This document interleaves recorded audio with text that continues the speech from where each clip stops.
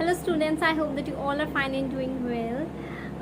So we were doing the chapter Ideals of the Indian Constitution. Okay, in the Constitution, which is also called as Samvidhan, and according to that Constitution only our country, our government works. हमारी country पूरी work करती है. So what are its ideals? So किस basis पे, किस principles पे, सिद्धांतों पे अपना काम करती है? That we will be reading.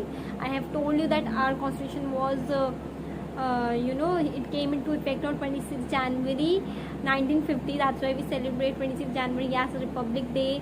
And the chairman of our drafting committee was B.R. Ambedkar, and he is also known as father of our Indian constitution. Also Dr. Rajendra Prasad was the president of that constituent assembly. I told you all these things. So today we will be doing about what are the ideals of the constitution and what is our preamble, what does it contain.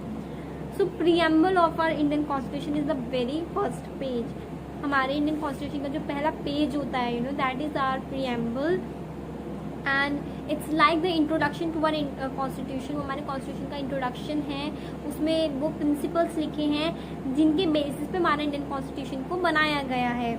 Also please remember that preamble is not a part of Indian constitution. वो Indian constitution का part नहीं है. Okay, it is not enforceable in court of law, but it is the guiding principal.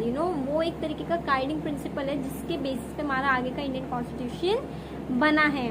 और हमारे Indian constitution में 1976 में amendment किया गया था. Amendment means there were some changes और some additions that were made, जिसमें दो वर्ड्स हमारे ऐड किए गए थे, that is socialist and secular. So today we will be reading this preamble of Indian Constitution. What does it contains and what are those principles? So let's begin. So the first is sovereignty. Okay, SOVEREIGNITY, sovereignty. So our country is a sovereign country. हमारी country जो है sovereign country है. It means that our India is free from external control. हमारी country जो वो बाहर के किसी कंट्रोल से बिल्कुल फ्री है. हमारी कंट्री अपने खुद के रूल्स एंड पॉलिसीज बनाती हैं, क्योंकि हम पे किसी का रूल नहीं है. सवरेन मीन्स फ्री, फ्रीडम है हमारे पास. वे डेमोक्रेटिक. कोई और फॉरेन कंट्री या बाहर की कंट्री हम पे रूल्स नहीं करती है. Okay, we are free to make any law of our country. So first is sovereignty. Second is socialism. Socialism was the word which was introduced in a preamble in 42 amendment. हमारे 42nd amendment में किया गया था 1976 में, और socialism word को add किया गया था. सो इट मीन्स कि हमारी पब्लिक को सोशल इक्वालिटी देना, सोशल और इकोनॉमिक इक्वालिटी देना, कि आप किसी भी कास्ट के हो, किसी भी कलर के हो, आप कुछ भी हो. ओके, आप किसी भी जेंडर के हो, आप इक्वल हो. आप सब हमारे इंडियन कॉन्स्टिट्यूशन के नज़रों में इक्वल हो. कोई बड़ा या छोटा, कोई इम्पोर्टेंट, कोई लो नहीं है. सो this is the meaning of socialism, of getting that political and economical and social equality. Third is secularism. Now secularism means it is an important feature of our constitution. It means that there is no state religion. हमारी country का कोई एक religion नहीं है कि हमारी country इसे ही अपना मानती है. Every religion is respected in our country. You are free to follow any religion. यार, you are free to follow any religion in our country. आप हमारी कंट्री में किसी भी रिलीजन को फॉलो कर सकते हो. So you are given the equality and you are given the freedom for your religion. आप जिस भी गॉड में बिलीव करते हो, जिस भी रिलीजन में बिलीव करते हो, कस्टम्स में बिलीव करते हो, आप उसको फुल लिबर्टी के साथ एंड रिस्पेक्ट के साथ फॉलो कर सकते हो. Next is democracy.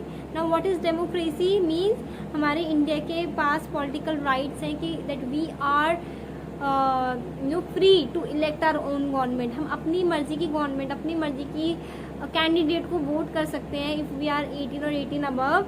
So 18 and 18 above से हम ज़्यादा है तो हमें वोटिंग का राइट मिलता है. This is called as universal adult franchise.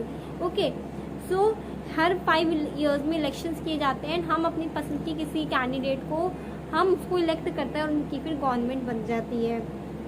अगर हम in case that we are not satisfied with the government, in the next coming elections we can remove them and place another government there, हम उनको हटा के किसी और को भी लगा सकते हैं.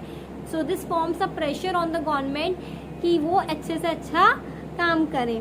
Next is federalism. Now federalism means that India has 2 levels of government. India के 2 लेवल ऑफ गवर्नमेंट है. First is union means central government जो हमारे पूरे इंडिया में काम करती है, जो हमारा प्राइम मिनिस्टर चलाते हैं. And the second one is our state government जो हमारी अलग अलग स्टेट्स चलाती हैं. सो दोनों के पास पावर्स होती हैं. सेंट्रल के पास ऑफकोर्स ज़्यादा होती हैं.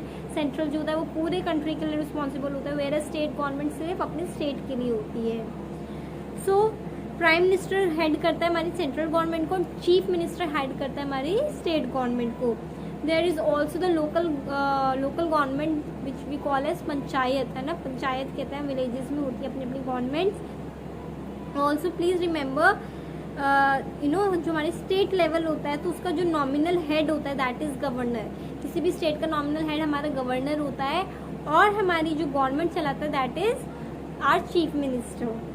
सो हमारी एक क्या कहते हैं स्टेट लिस्ट होती है जिसमें होता है कि हमारी मेनली लोकल इंटरेस्ट क्या हैं और उसी के अकॉर्डिंग ही हमारी जो गवर्नमेंट है वो काम करती है. So there are 3 types of list, union list, state list and concurrent list. Union list means वो सारे टॉपिक्स जो सिर्फ सेंट्रल गवर्नमेंट के उसमें आते हैं, लाइक अनएम्प्लॉयमेंट और you can say something like that, और नॉट अनएम्प्लॉयमेंट, ऐसे टॉपिक्स लाइक वैक्सीनेशन. सो कंट्री के लिए, पूरी कंट्री के लिए की जा रही. So it is a part of union list. State list में वो होते हैं जो सिर्फ हमारी स्टेट के लिए किए जाते हैं. And concurrent list which includes both like education. So state and government, union government दोनों के लिए है. Next is India is a democratic Republic. हमारी इंडिया जो है वो एक डेमोक्रेटिक रिपब्लिक कंट्री है. ओके, सो यहाँ पे जो डेमोक्रेटिक रिपब्लिक है इसका मतलब कि that the government is chosen by us, है ना, उसके पीपल, कंट्री के लोग ही अपनी गवर्नमेंट को चूज कर सकते हैं. They can vote for them respective of their religion, caste, gender, creed, anything, कोई फर्क नहीं पड़ता. आप किसी भी चीज़ के हो, किसी भी ग्रुप से रेफर करते हो, you are free to vote. So our constitution secures to our citizens. हमारी जो कॉन्स्टिट्यूशन वो सिक्योर करता है हमारे इंस्टीट्यूशन, हमारे सिटीजन्स को कि उनके पास social, political and economic justice है. That they are of any caste, colour, any, they are rich और poor, they are of any, they are supporting any party, they all have equal rights. उनकी equal rights, उनको justice equally मिलेगा. Okay, economic justice means that no matter they are rich और poor, वो equally treat किए जाएंगे. Political justice means that they are free to vote whether they are having, they are part of any group. They have liberty of thoughts, उनके पास आज़ादी है कि वो उन्हें जो भी उनके मन में वो बोल सकते हैं. अपनी मर्जी के हिसाब से हम लोग काम कर सकते हैं. इक्वालिटी है हमारी कंट्री में जिसमें हम हमारी लॉ के सामने, हमारे कानून के सामने हर इंसान इक्वल माना जाता है. And fraternity means that we respect each others beliefs, faiths, religion, and हम सब लोग मिलजुल के साथ में रहते हैं. Next is about fundamental rights. हमारी कंट्री के फंडामेंटल राइट्स क्या होते हैं, मीन्स हमारे क्या ऐसे राइट्स हैं, हक हैं जो बेसिक हैं. Okay, so this is derived by part 3 of our constitution. हमारे इंडिया के कॉन्स्टिट्यूशन के पार्ट 3 में ये लिखे गए हैं. और अगर हमारे किसी भी इन राइट्स में से कोई भी राइट हमारा वायलेट किया जाता है, उसको तोड़ा जाता है, so we can take actions against them. हम उनके खिलाफ एक्शंस भी ले सकते हैं. Like first is our right to equality. Right to equality means ये हमारे आर्टिकल 14 to 18 में लिखा गया है. Please remember them. आर्टिकल 14 से 18 में लिखा गया हमारा राइट टू इक्वालिटी कि हमारी कंट्री किसी को भी डिस्क्रिमिनेट नहीं करेगी. हमारा कॉन्स्टिट्यूशन के सामने हर इंसान इक्वल माना जाएगा. कोई भी प्रैक्टिस जो गलत है जैसे अनटचेबिलिटी या कुछ भी, ये सब भी नहीं होगा. Next is right to freedom. Right to freedom ये हमारा आर्टिकल 19 to 22 में लिखा गया है, जिसमें the people of India have the freedom to speech, to religion. हम अपनी मर्जी से कोई भी रिलीजन फॉलो कर सकते हैं, कुछ भी बोल सकते हैं, अपने व्यूज़ पुट कर सकते हैं. ओके, अपने मर्जी से अपने ग्रुप्स बना सकते हैं, कहीं भी रह सकते हैं, कहीं भी जा सकते हैं. So this is called as right to freedom.